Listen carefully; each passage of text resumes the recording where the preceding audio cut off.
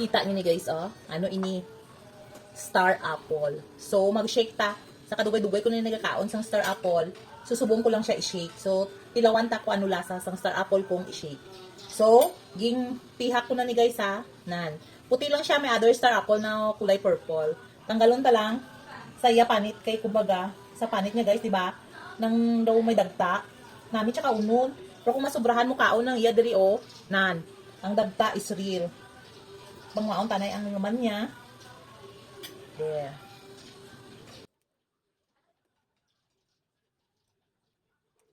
Tama natin fixing ano, sa rakol. Sa Tagalog guys, kay neto siya, di ba? Usually, mas hindi na liwahi tawag na kung sa rakol. Okay? Panahon na sa rakol kaya tama naman ini. Kung nakakam sa inyo mga mga ide, ang nakaunon, nang lang. Hindi na pa sobra ko ang nakakagigit na kay ang yaman siya. Ang gigit.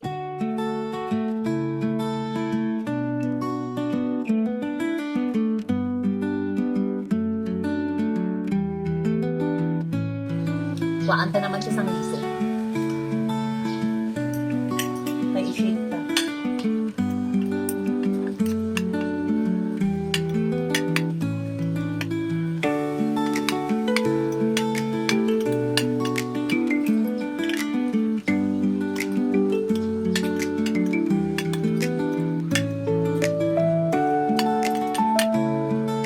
Ayan.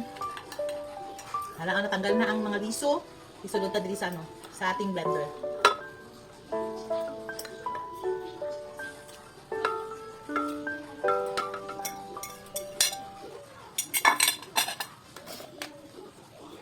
Lagyan natin ng condensed to guys ha. No need na maglagay ng ano, milk, ay ng milk, ng tawag nito sugar.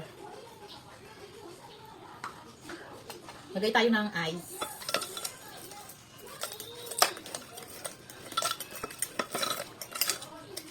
Ayan. Tapos, konting water.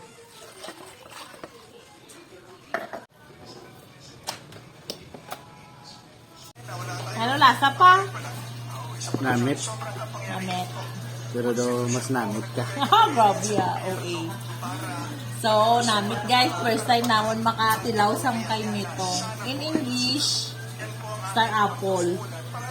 Ano nanay ko? English ang sarapol. Oo, star apple ang English yan. Ilinggo, tara na. Yeah, Ilonggo, Tagalog, or basta Tagalog niya kay Meto. Lakat ka ba ito sa nagapang singsong trip kay Star Apple kung ano, kung balaan nila na ang English ng Star Apple kay Star Apple, tara na. Si Star Apple man ang English niya. Ay, spelling ba ng Star Apple? Star kay Apple. Okay, English yapon siya.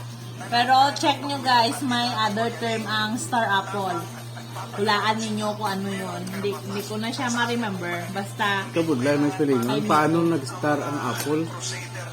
nahulog siya mo. Nahulog siya, natubo siya star. Pagod niya, Pauline Star Apple.